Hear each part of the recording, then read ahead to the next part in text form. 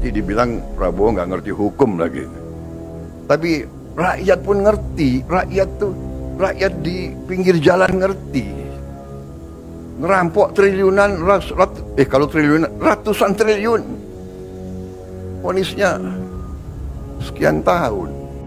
Coba bayangkan Pak, Bu, kasus yang sekarang. Kita berdoa lah mudah-mudahan presiden kita ini cepat tanggap. Yang mencuri sendal semangka penjaranya sekian tahun. Yang korupsi 300 triliun. Hah? 300 triliun.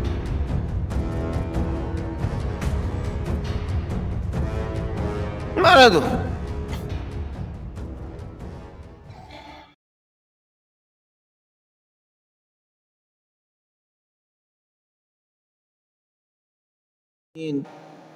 Wabihi nasta'inu ala umuri dunya wad din wa ala alihi wa ashabihi ajma'in. Nashkurullaha azza wa jalla wa la nakfuruh. Bersyukur kepada Allah di Masjid Amal Jariyah dan di keadaan lampu sedang mati, listrik belum menyala, cuaca mendung hujan, suasana di dalam ini agak pengap. Namun tadi saya terpikir di jalan dan masuk ke masjid ini dan membayangkan kondisi saudara-saudara kita di Palestina. Rasanya belum seberapa, walaupun memang badannya udah mendidih nih, tapi masih keringat, belum darah. Maka tak pula menyulut semangat dan kajian kita. Itu pun kalau mau mengikut jamaah. Kalau jamaah bilang bubar, bubar kita nih. Tapi kalau memang kita bertahan, insya Allah, ya, karena Allah, semoga duduk bersimpuhnya kita di rumah Allah ini mendapatkan pahala, keutamaan dan juga mencari beribu hikmah dengan situasi kondisi ini. Mudah-mudahan bukan karena diskon 50%. Karena ada kabar katanya beli token 50, ya berapa? 100. Kira-kira begitulah kira-kira. Beli 50 dapat 100. Intinya diskon 50%. Wa ala kulli hal, orang-orang dulu di masjid pengajian cuma pakai lilin, lampu teplok. Ya. Dan ini mudah-mudahan hanya sebentar, kita doakan cepat hidup insyaallah. Mari kita memuji Allah. Tentu dengan situasi kondisi ini. Kemudian mari kita juga bersalawat dan salam kepada junjungan kita Nabi besar Muhammad sallallahu alaihi wasallam. Dialah yang menjadi idola, panutan, teladan, figur yang Allah utus kepada seluruh umat, yang kata Allah, wa ma arsalnaka illa rahmatan lil alamin. Alhamdulillah. Barulah nampak yang ganteng, yang cantik rupanya. Kata Allah, Allah utus, Allah pilih A'udzu billahi minasy syaithanir rajim. Kama arsalna fiikum rasulan minkum yatlu alaikum ayatina wa yuzakkikum wa yu'allimukumul kitaba wal hikmah wa yu'allimukum ma lam takunu ta'lamun. Sebagaimana kata Allah, kami utus kepada kamu rasulan minkum, utusan kami kata Allah dari kaum kamu sendiri. Allah pilih sebagaimana Allah memilih Adam, Nuh. Innallaha astafa Adam wa Nuh wa ala Ibrahim wa ala Imran 'alal 'alamin, untuk membawa basyiran wa nadhira, basyiran wa nadhira wa da'iyan ila Allah, menyeru manusia, mengajak untuk menyembah Allah. Makanya kata Allah, wa'budullaha wa la tusyriku bihi syai'a, sembahlah Allah, jangan kamu berlaku syirik, jangan kamu menyembah selain Allah. Wa bil walidaini ihsana, berbuat baiklah kepada kedua orang tua. Thayyib atau nenek, ayah, ibunda, jamaah subuh Masjid Amal Jariyah yang diberkahi, dimuliakan Allah Subhanahu wa taala. Di masa hidup kita ini, di umur kita ini, jadilah orang yang bermanfaat.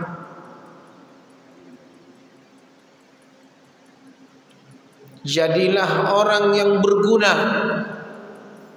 Kaifa nakunu nafi'in muntijin, walaupun sisa-sisa kita ini mungkin membawa badan pun sudah susah.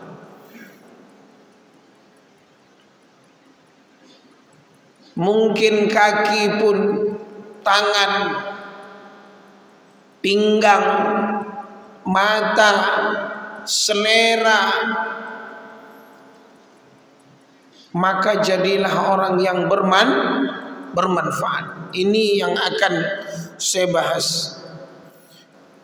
Dan ya akhil Islam, kaifa ayyakuna al-muslim nafi'an li nafsihi wal akharin.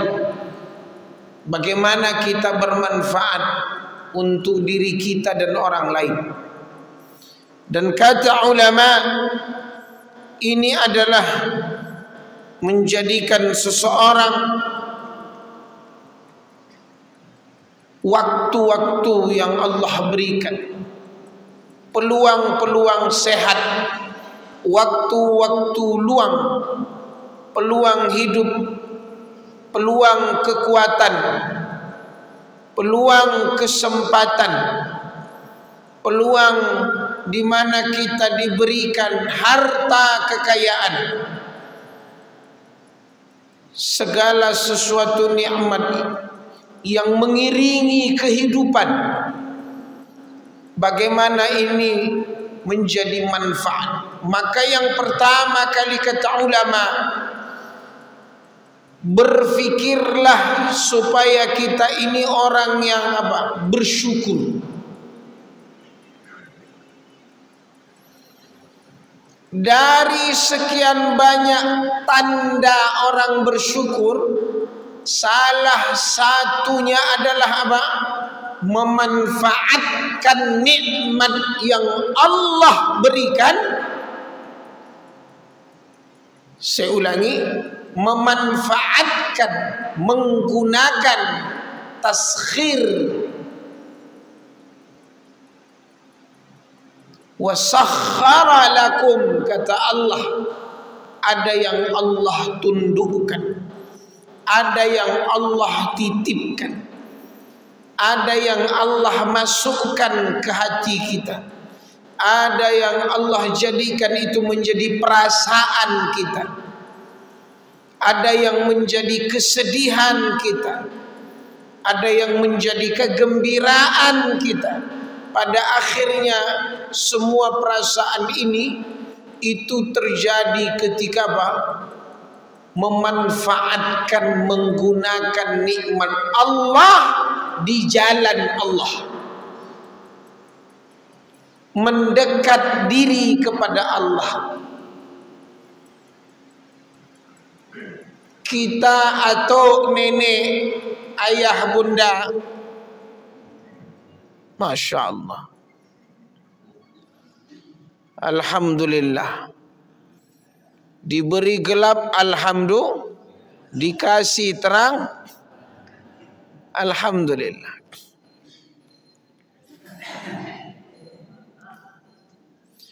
Ya akhal Islam, ya akhal Islam, jangan pernah terbesit di hati kita bahwa titipan Allah ini kita gunakan menjauh dari Allah. Sama halnya ayah punya anak atau punya cucu, kita belikan dia handphone,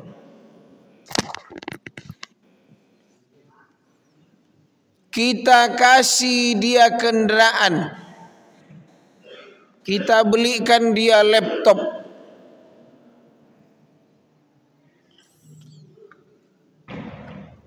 kita belikan dia baju bergaya, dia handphone menonton saja, dia Honda, kendaraan itu berkeliaran saja dia. Dibanding dia bisa menelpon kita, kita beri dia kendaraan, akhirnya dia bisa kita suruh beli cabai, mengantar kita, mengantar adiknya ke sekolah. Kita belikan baju solat dia dengan baju itu. Kira-kira dua hal ini, apa kira-kira isi di hati kita melihat anak yang menggunakan kepada kebaikan dari yang kita beri? Bayangkan Maha Pengasihnya Allah,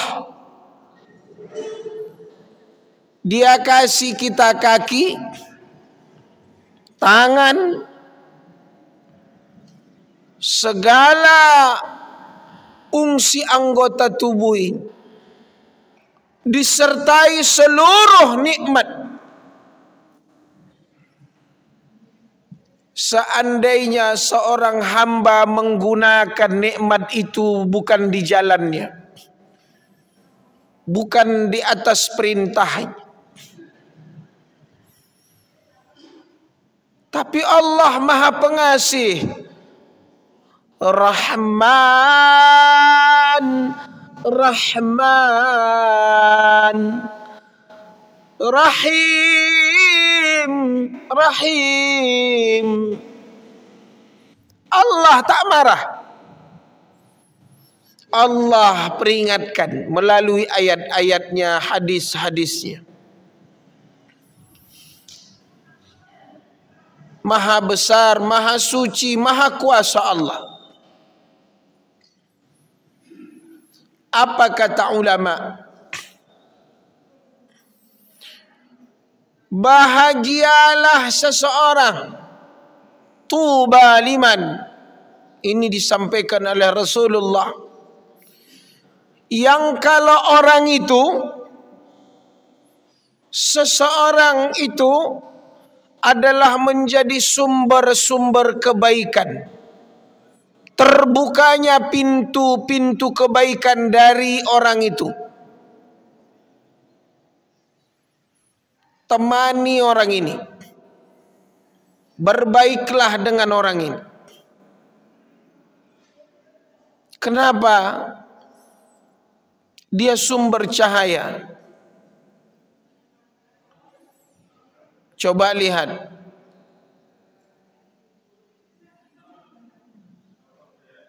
ketika mati lampu tadi dengan yang sekarang ini mati lampu dengan yang tadi hidup, betapa berkesannya kita, betapa pentingnya kita ke cahaya itu.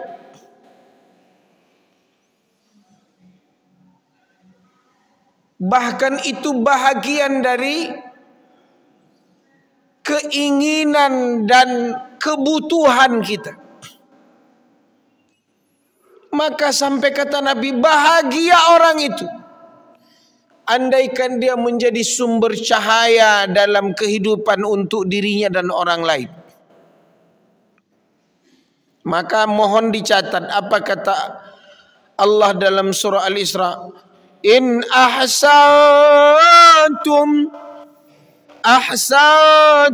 li anfusikum, kalau kamu berbuat kebaikan, kebaikan itu kembali kepada diri kamu. Sebaliknya, in ahsantum, kebalikannya apa? Wa in asatum falaha, kejahatan juga begitu, balik berputar kepada kamu. Maka tanamlah kebaikan, engkau akan memanennya. Setidaknya engkau menyukai kebaikan itu sendiri. Setidaknya engkau mendukung itu orang yang bermanfaat.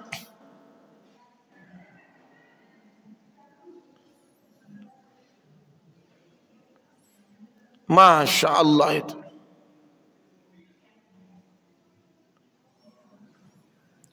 Rajulun yas'a, di satu kota fil Madinah, mereka ini ada jauh di luar kota, dia mendukung dakwah Nabi. Itu disampaikan di surah Yasin itu.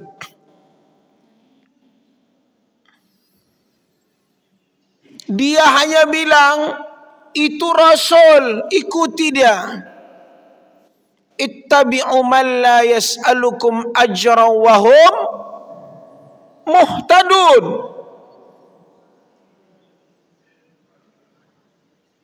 Saya ulangi, betapa dahsyatnya ada pada diri orang atau nenek, bapak ibu, dia bukan hanya sekadar memberi manfaat, setidaknya mendukung kebaikan.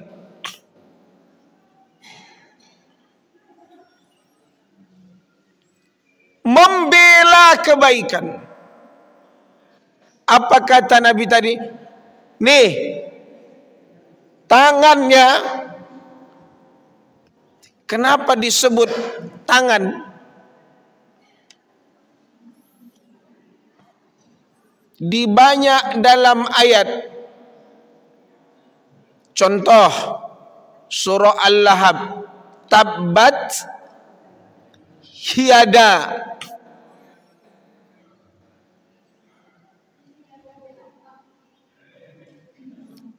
Sampai kekuasaan Allah pun disebut dengan yadullah fawqa aydihim. Bahkan qulillahumma malikal mulki tu'til mulka tasha' wa tu'izzu man wa tuzillu man, ada ujungnya apa? Biyadikal. Jadi ini lambang kekuasaan. Bahkan fungsi tangan itu banyak sinonim yang menandakan satu keberkahan dan kesyukuran. Termasuk anggota tubuh yang paling banyak manfaat. Apa kata ulama? Ini adalah termasuk simbol dari seluruh anggota tubuh selain mata, akal, yang juga disebutkan oleh Allah dalam Al-Quran. Maksudnya apa? Hendaklah selain tangan yang banyak fungsinya, coba tengok orang yang kakinya cacat. Itu supaya bisa berpindah, dia bisa menggunakan apanya? Ada saya tengok di lampu merah itu kakinya kecil, cacat. Maka tangannya lah digunakannya memakai sendal. Untuk dia bisa mengengsot, maka dia harus menggunakan tangannya. Maksudnya kata Nabi,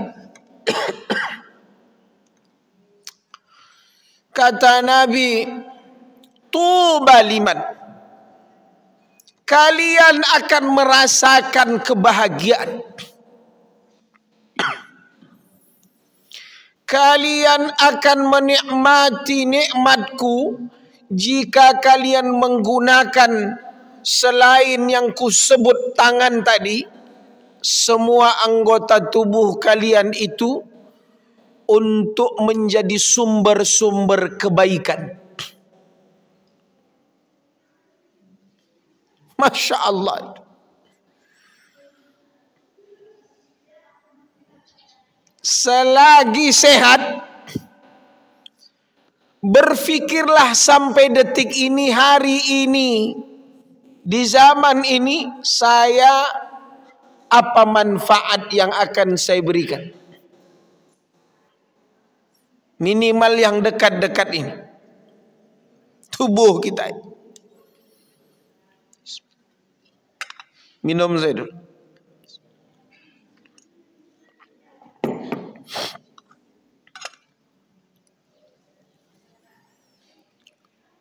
Maka apa kata Nabi? Wailun, celaka orang ini. Kenapa celaka? Sebaliknya kata Nabi, yang tangan ini mewakili seluruh anggota tubuhnya menjadi sumber-sumber keburukan. Mafatihah syarr,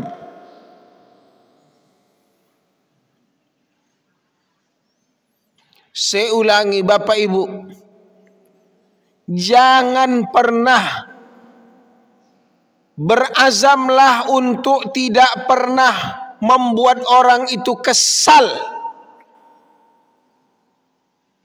apalagi karena kita merepet, cerewet, menekan orang sampai dia membenci agamanya, sampai dia membenci perintah Allah, gara-gara tingkah laku kita, tangan kita, mulut kita.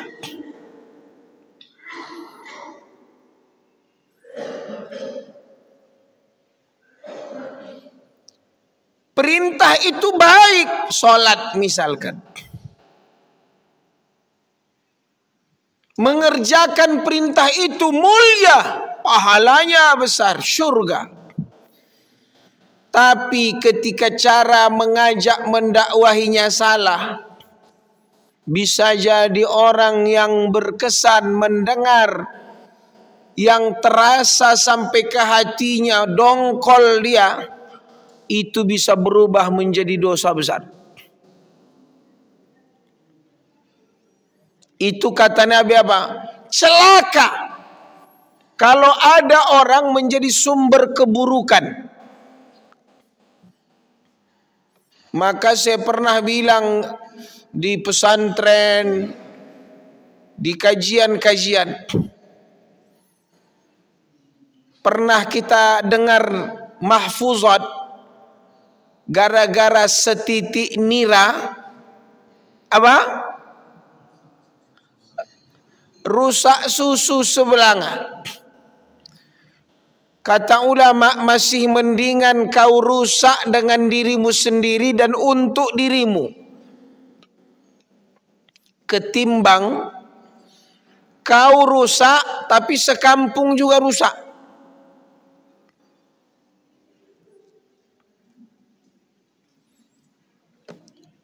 Itu wanti-wanti, dan saya anti betul itu. Kalau ada santri gara-gara dia orang mencontoh dia, guru juga mentang-mentang guru tak ke masjid, sholat di kelas, santri disuruh ke masjid, saya absen itu. Guru ini mana? Guru ini mana? Slow aja deh. Santri ke masjid, pulang dari masjid dia berkeliling naik Honda dari kelas ke ruang makan. Dari mana? Oh, ini tak bisa nih. Kenapa? Nanti dibilang Ustadz tebang pilih. Apakah Ustadz ada jaminannya surga lalu tak ke masjid? Santri dipaksa ke masjid. Coba bayangkan Pak, Bu, kasus yang sekarang. Kita berdoa lah mudah-mudahan presiden kita ini cepat tanggap. Yang mencuri sendal semangka penjaranya sekian tahun. Yang korupsi 300 triliun.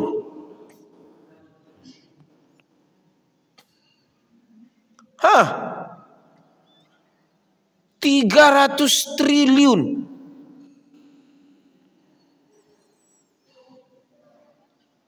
Mana tuh?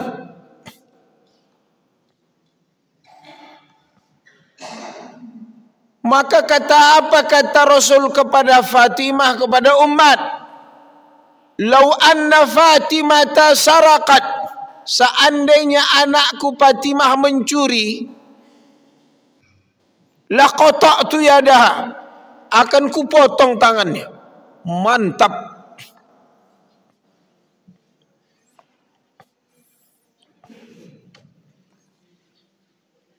Itu Masya Allah.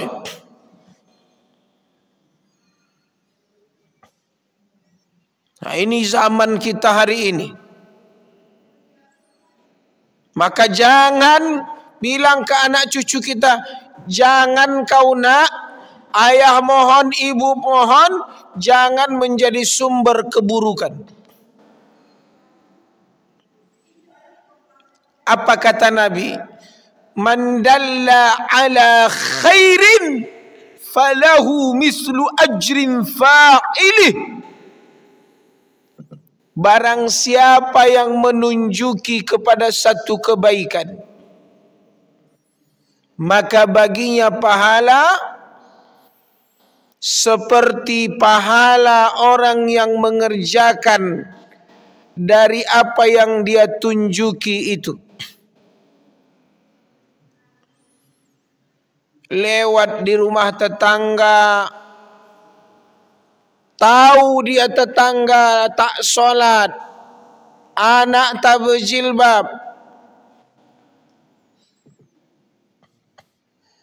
Tahu dia tetangganya ini Muslim, tapi mencarut, berkelahi aja kerjanya. Dia tahu tetangganya banyak melakukan hal yang haram. Suatu hari ada kesempatan, lalu dia mendakwahinya, mengajaknya, memberikan nasihat kepadanya. Lalu tetangga itu berubah drastis, solat ke masjid, tidak mencarut, istrinya berjilbab, anak berjilbab. Kata Nabi, apa yang kau tunjuki diamalkan orang itu, pahalanya mengalir kepadamu, bahkan sama pahalanya, tanpa berkurang sedikit. Lalu apa kata Rasul? Ini tu nek kita dengar hadis ini. Datang seseorang ke Nabi,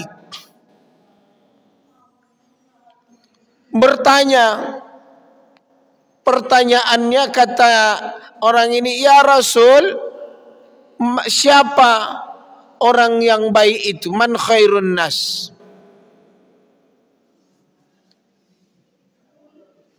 Coba, man khairun nas? Kata Nabi singkat saja, man tala umru wa hasuna amalu. Siapa yang Allah panjangkan baginya umur dan baik pula amalannya.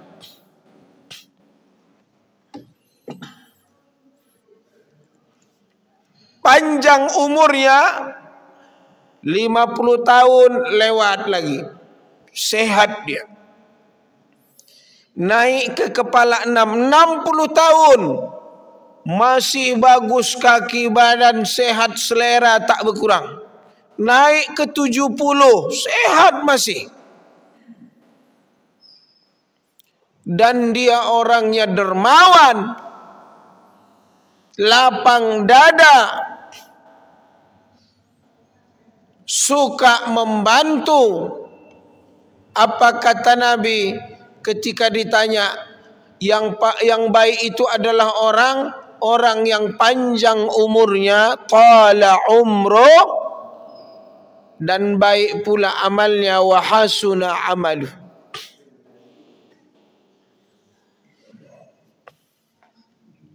Atuk nenek, bahagialah kalian di umur-umur kita ini tetap ada manfaatnya.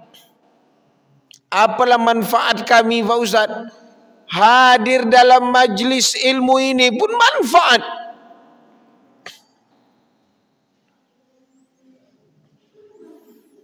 Saya baru menegur orang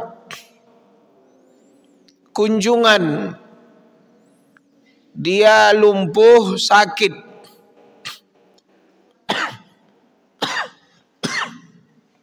di umur kalau tak salah 62.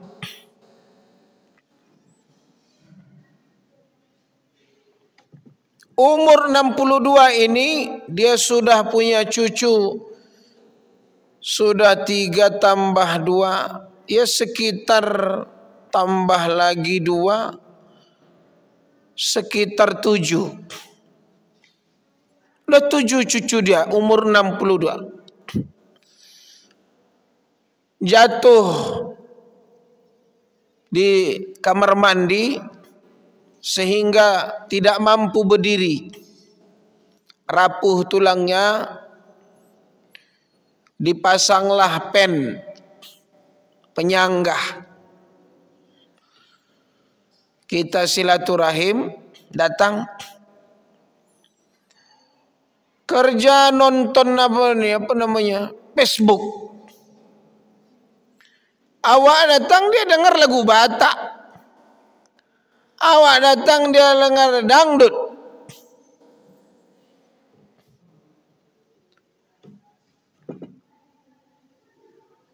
Ustaz, artikan dulu lagu ini gitu. Gimana mengartikan tullo matullo?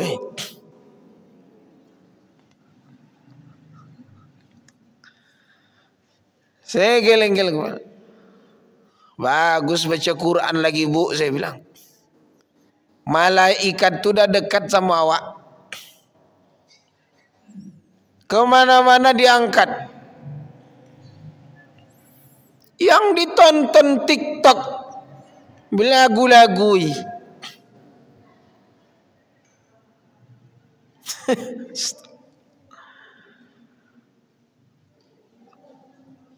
Jadi hari ini orang kalau terbaring di rumah sakit, yang dipegang handphone, yang ditonton lagu nyanyian, apa sih bilang? Anda itu butuh kasih sayang Allah. Undang. Kita ini butuh rahmat Allah. Apalagi sedang sakit.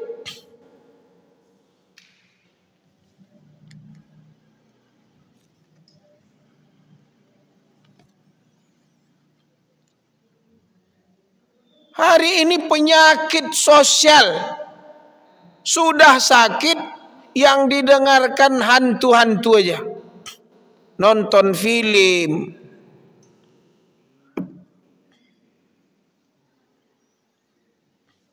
Saya tanya, apalah perasaan ibu sedang sakit ini?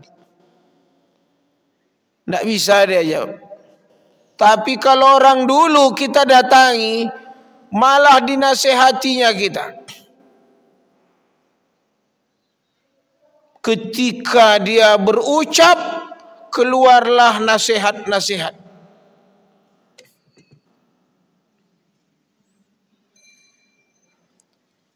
Wal'iyadzubillah, ini zaman ini. Maka kata Nabi apa? Ahabbun nas ilallah anfa'uhum linnas. Manusia yang paling dicintai Allah adalah manusia yang bermanfaat untuk manusia.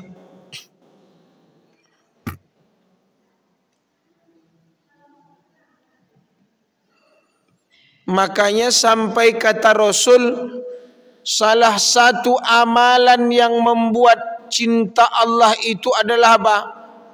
Sururun tudkhiluhu ala muslim. Apa itu? Bahagiakanlah orang muslim. Coba lihat. Kenapa Nabi menyebutkan sifat?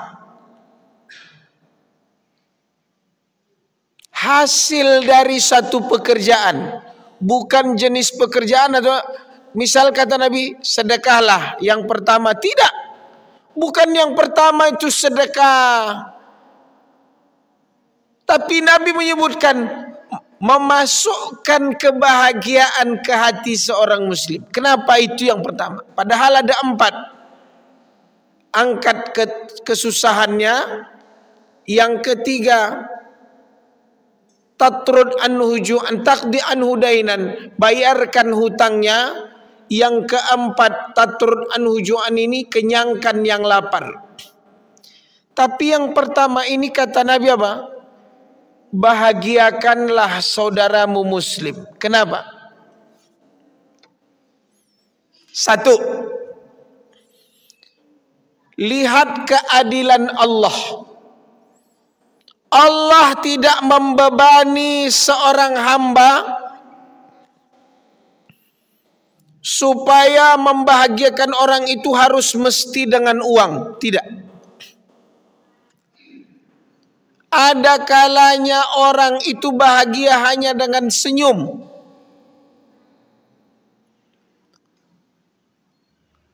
Ada orang bahagia hanya dengan mengetepikan batu menutup lubang di jalan, yang tak perlu dilakukan oleh seorang yang punya duit ratusan miliar.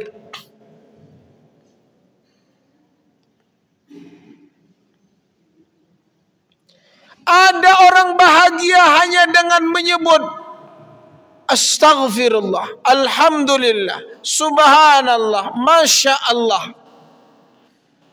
Dia udah capek-capek kerja, dia lapor ke orang tuanya,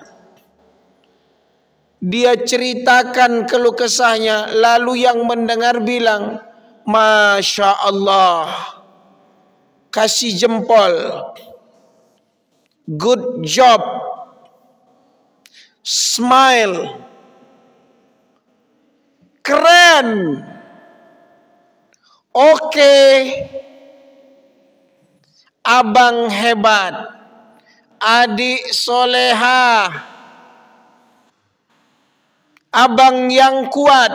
Coba lihat, hanya kata-kata itu orang bisa bahagia dan tidak perlu harus punya rumah besar, mobil yang mahal, uang yang banyak.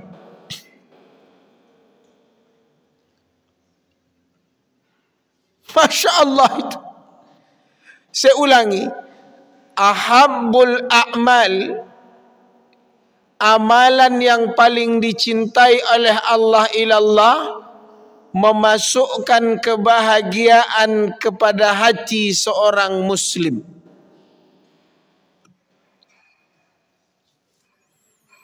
Jadi saya ceramah begini nih direkam, dikirimlah, ada yang ke YouTube, ada ke Facebook. Jadi murid-murid saya ini di pondok, anak-anak murid, menontonlah video itu. Dikirim ke gurunya, dikirim pula ke saya. Karena ada misi liburan birrul walidain. Apa itu salah satunya? Satu hari menonton ceramah ustadz.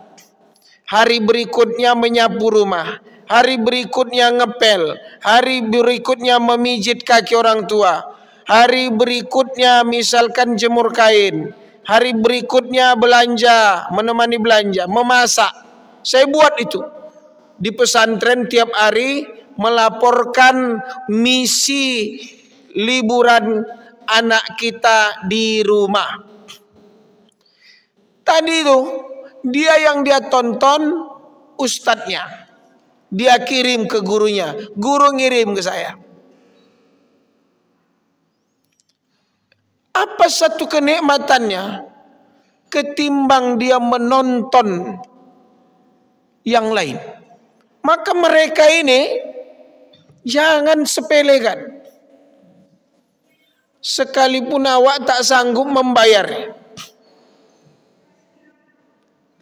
sekalipun royaltinya kalau ada tak pula untuk ustadznya.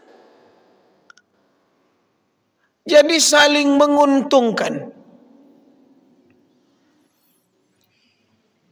Bisa saja pihak masjid, pihak ustadznya, saya tidak mau direkam. Bisa sih.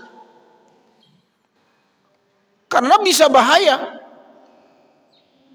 Berapa banyak ustadz itu hari ini di penjara gara-gara ada yang merekam. Dipotong rekamannya, selesai. Tapi udah saya rasakan manfaatnya.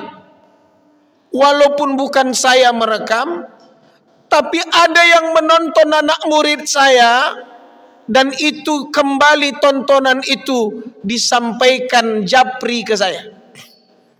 Anak-anak murid kita Ustadz menonton ceramah antum di masjid-masjid yang direkam. Besar manfaat. Dan mereka alhamdulillah bahagia. Jadi jangan pernah membuat saudara kita itu benci, kesal. Akhirnya mereka tidak mau melakukan atau bermanfaat, mendongkol, merajuk.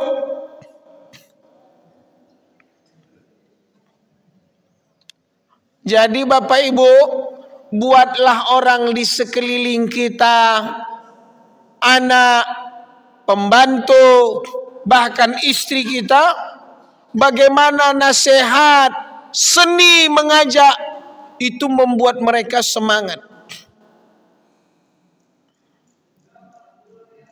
Ustaz, aku percuma nyekolahkan anakku di pesantren bla bla bla bla bla. Udah ku banguni, ku siram air, main game aja kerjanya, nak mau bantu bla bla bla bla bla bla bla. Udahlah, aku udah cari duit, bayar uang sekolah, mau repet. Berhenti aja kau sekolah bla bla bla bla. Kita berharap habis merepet dia semangat. Sadar dia, rupanya makin menjadi. Kenapa? Kalau dulu masih kecil oke, kalau udah besar, bantingnya pintu tuh lari dia. Habis makin pening bala kita. Baik. Maka itu kata Nabi, salah satu nikmat, manfaat dan program hidup kita yang menebar manfaat itu adalah apa? Bagaimana membahagiakan orang lain. Sekalipun modalnya tak ada, murah, tapi bisa jadi mereka ini orang-orang yang merasa bahagia. Baik, saya kira cukup, mudah-mudahan ada manfaatnya. Wa astaghfirullahal azim. Assalamualaikum warahmatullahi wabarakatuh.